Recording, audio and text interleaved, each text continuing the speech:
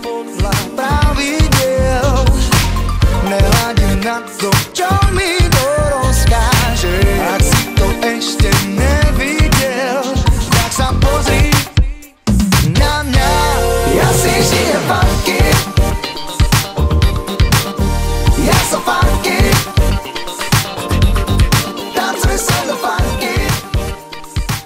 Ja som funky, ja som chcel už tento album dávno, že som ti to už aj hovoril. Koľkokrát sme sa o tom bavili, že ja chcem takýto album spraviť a hlavne dlho to trvalo aj preto, lebo ja som si tie skladby jednak vymyslel sám, aranžoval sám, nahral sám všetky nástroje, samozrejme, že s pomocou nejakými muzikantmi a zmixoval a zmastroval. Takže tieto veci, dokým som sa naučil všetky, trvalo roky.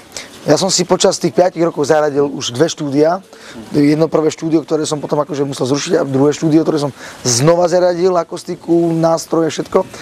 A dokým som vlastne dal do tej podoby tú hudbu, ako som počul v hlave, tak to trvalo 5 rokov a som rád, že som ten album vlastne mohol vydať.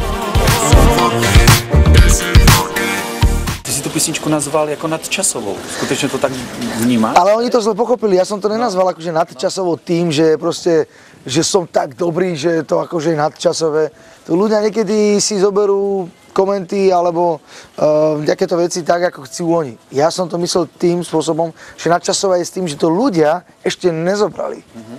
A to není dôvod tomu, ako tvrdí to, že ja som nadčasový, ale nadčasové je to, že tá hudba je tak dobrá, podľa mňa a podľa ostatných ešte tých, ktorí majú radi tú, že ešte tí ľudia ako keby... Akože ešte nestrávili. Nestrávili ju, presne tak, že nestrávili ju ešte, ne že nepochopili, ale proste nedošli jej až tak na chuť, rýchlo. A dá sa, naozaj, tá skladba Ja som funky, ja to vnímam najviac, lebo ja to sledujem. Sú to moje skladby a viem a sledujem tú sledovanosť tých skladieb, ako rastú. A naozaj tá skladba až teraz dostáva vlastne obratky a vidím to aj na výstupe.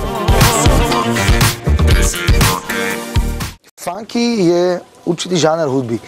Väčšina ľudí ten žáner hudby zaraďuje do oldies. Ja by som to netvrdil, že to je oldies.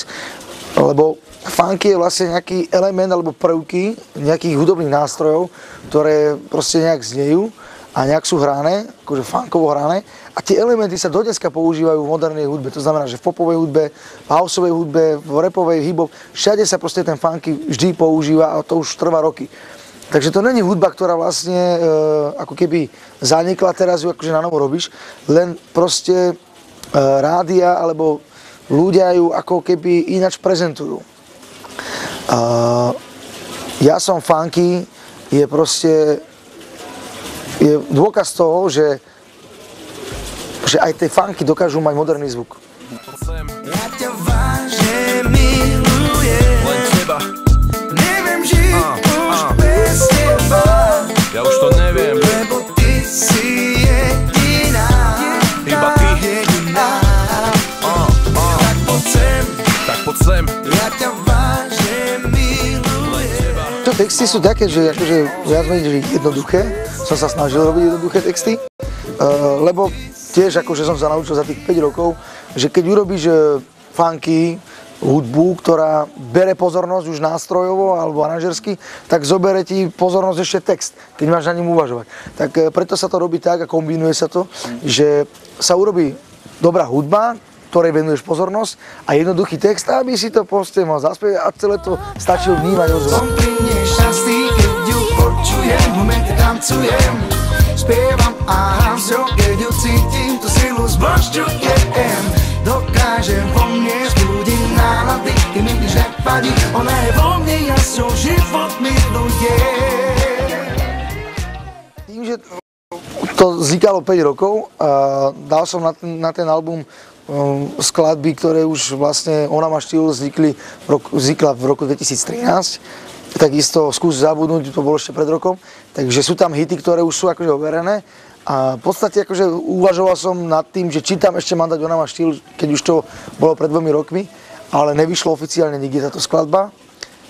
Tak som to dal akože na jeden album a dokonca mi ostalo ešte 5 skladieb, ktorý som nedal na tento album, ktorých je nahraných. zaranžovaný všetko, takže už chystám druhý album a ten vyjde, uvidíme, necháme sa prekvapiť. Zase za 5 let.